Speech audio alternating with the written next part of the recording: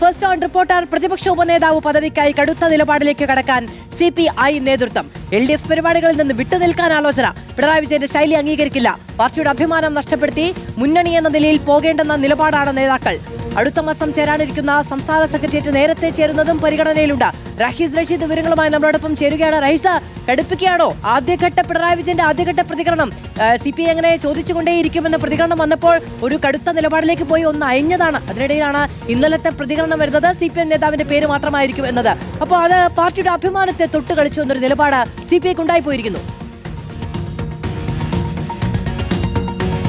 മധു, ഒരു തരത്തിലും ഇക്കാര്യത്തിൽ വിട്ടുവീഴ്ച ചെയ്യേണ്ടതില്ല എന്നതാണ് CPIയുടെ തീരുമാനം. അതിന് ഏതറ്റം വരെ പോകണമോ ആ അറ്റം വരെ പോകാനുള്ള ഒരു ധാരണ നേതൃതലത്തിൽ ഇന്നലെ തന്നെ എടുത്തിട്ടുണ്ട്. അതിന്റെ ഭാഗമായിട്ടാണ് പിണറായി വിജയനെ പരസ്യമായി തള്ളിപ്പറഞ്ഞ് ബിനോയ് വിശ്വം രംഗത്ത് വരികയും ചെയ്തത്.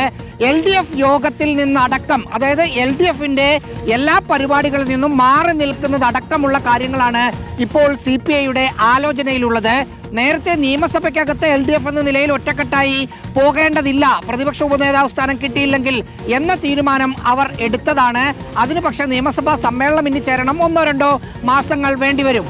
അതിനിടയിലാണ് LDF എന്ന തരത്തിൽ LDF യോഗത്തിൽ പങ്കെടുക്കേണ്ട, LDF വെക്കുന്ന പൊതുപരിപാടികളിൽ പങ്കെടുക്കേണ്ട, ഒരു കൂട്ടായ്മ എന്ന നിലയിൽ സർക്കാരിനെതിരെ മറ്റും നടക്കുന്ന ഒരു പ്രതിഷേധത്തിലും ഭാഗമാകേണ്ടതില്ല.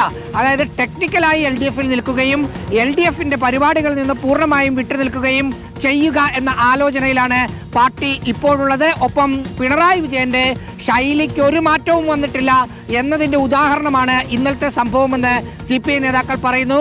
ആ ശൈലി കൊണ്ടാണ് ഇത്ര വലിയ പരാജയം കഴിഞ്ഞ നിയമസഭാ തെരഞ്ഞെടുപ്പിൽ ഏറ്റുവാങ്ങേണ്ടി വന്നത്.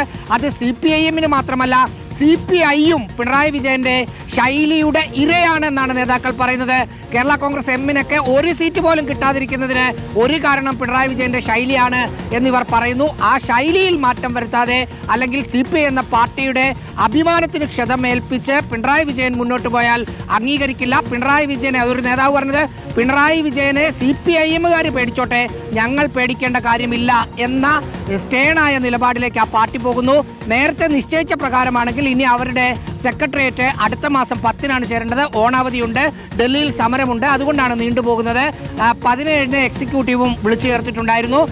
17 സെക്രട്ടേറിയറ്റും 18 എക്സിക്യൂട്ടീവും വീണ്ടും വിളിച്ചു ചേർത്തിട്ടുണ്ടായിരുന്നു. നിലവിലെ നിശ്ചയപ്രകാരം 10 ആണെങ്കിൽ പോലും ഇപ്പോഴത്തെ സാഹചര്യം അനുസരിച്ച് ആ യോഗം നേരത്തെ ആക്കാനുള്ള